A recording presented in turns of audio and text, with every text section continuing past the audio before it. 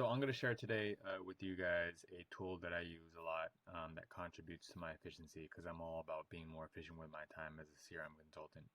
So one of the things that I do is I always stay updated on all the news that is going on, so I could continue to provide value not only for myself but for the people in my network, whether it's my networking partners, my customers, or my prospects. So the one thing that I do is I use a tool called Feedreader. It's an RSS reader. So basically the goal of an RSS reader is for you to take or to extract all the information from the websites that you like and consolidate them into one location, rather than you bookmarking hundreds, if not thousands, of different blogs and websites that you like and go to each one. Oh, it's such a pain to go to each one and go into your bookmarks and figure out where do I go to find that blog that I found. So here's the thing, the RSS reader in this case, which is called Feedreader, this is a tool that I like.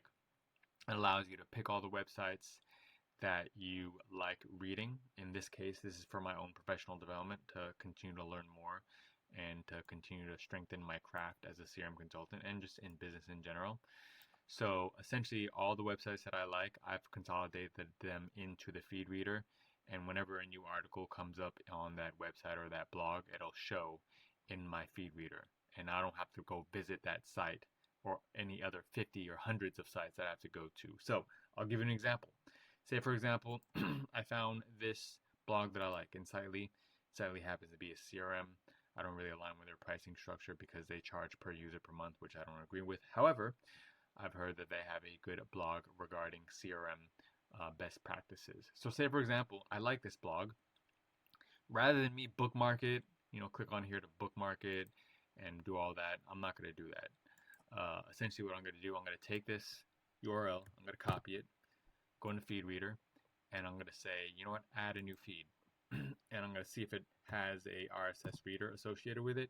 I paste in the URL and it says 𝘁𝗍 does have a feed. That basically means that it's going to feed, 𝘁𝗍 is now going to feed the new articles that come in from 𝘁𝗍 into my Feedreader, so I don't have to go to 𝘁𝗍. I could just go here and consolidate all my articles that I want to read, and I'm going to put them into my category called CRM because this is related to CRM strategy. So I'm going to click on add feed. So now after I add feed, I could actually see all the articles in the feed called 𝘁𝗍. If I want to go into CRM, it shows all the articles of all these different CRM resources that I like going to. So rather than go to each of these websites, it's all in my Feedreader. And if I go to 𝘁𝗍, I could actually look to see CRM automation, how to automate your sales workflows in 2025. I'm probably going to read that because I want to get better at CRMs. Now another example, say for example, I found another website that I like. I also like marketing. So I like this 𝘁𝗵𝗁𝗁.com. I like their blog a lot. So I'm going to copy it. Rather than bookmark it and do all this stuff or whatever, I'm just going to go to my Feedreader and I'm going to say, you know what, add new feed. I'm going to see if they have a feed associated with it. Most likely they will. So if I click on it, it'll say, yes, 60-second marketer feed. And I don't want the comments, I want the feed. So I'm going to actually create a new category. I'm going to call it marketing. After I say OK, it'll save. And I'm going to add it to marketing. I'm going to add this 60-second marketing under my category of marketing. So now I'll get their feed.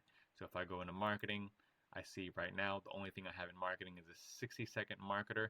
I could go here and now read their newest articles. So now I could read their latest articles. So rather than me go from site to site, having to navigate and going to my bookmarks and clicking on stuff, I just find sites that I like. I add them into my Feedreader because most of them have an RSS feed.